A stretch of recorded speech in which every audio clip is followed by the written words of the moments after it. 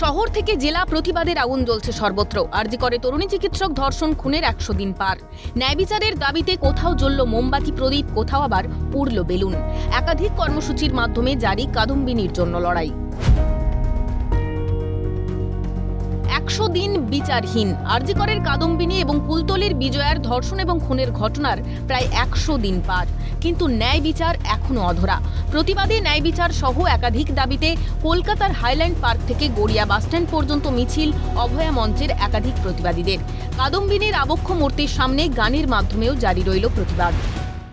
আমরা মিছিল করে এগোবো, প্রতিবাদ করতে করতে তারপর আমরা গড়িয়াহাট মোড়ে আমরা কিছু বক্তব্য রেখে প্রতিবাদ করব। তারপর আমরা কিছু সাংস্কৃতিক প্রতিবাদ করব, আবৃত্তি গান নাচ দিয়ে আমরা প্রতিবাদ করব। সবাইকে আমরা প্রতিবাদে জাগিয়ে রাখতে চাই। 100 দিন পার, গঙ্গা দিয়ে বইল অনেক জল, তবুও কাদম্বিনী হত্যাকাণ্ডের কিনারা হয়নি। ন্যায় বিচার তো দূরস্ত।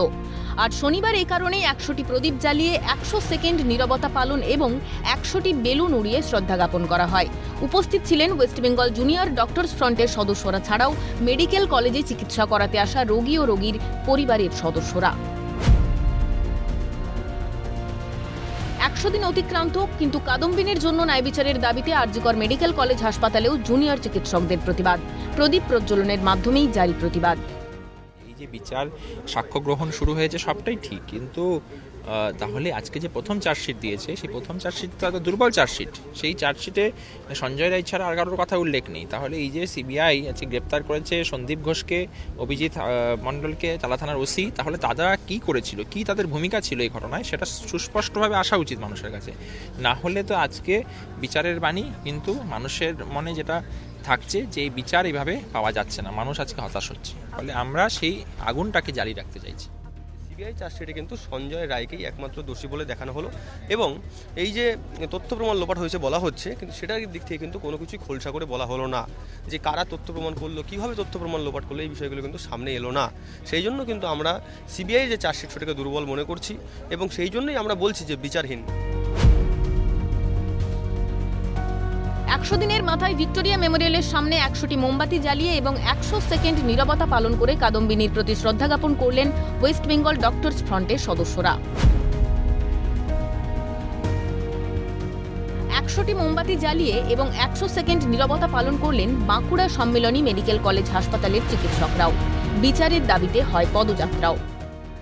এই 100 দিন বিচারহীন যে 100 দিন চলছে, তার জন্য শ্যামবাজারের মোড়ে শুরু হয়েছে মহামিছিলে। তার সঙ্গে রয়েছে 100 সেকেন্ডের নীরবতা পালন।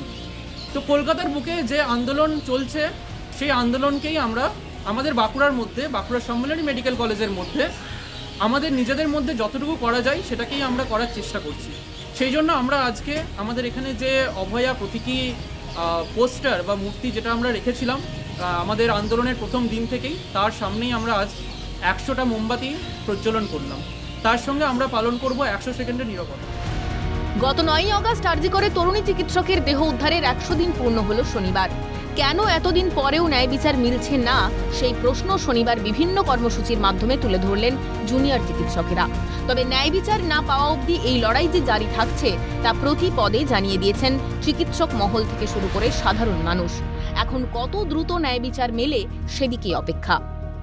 ক্যামেরায় প্রসন্ন নস্কর, সঞ্জীব চক্রবর্তীর সঙ্গে অদ্রিজা ঘোষ, মেঘা রায়, বিক্রান্ত রায় ও স্বরূপ রায়ের রিপোর্ট, ক্যালকাটা নিউজ।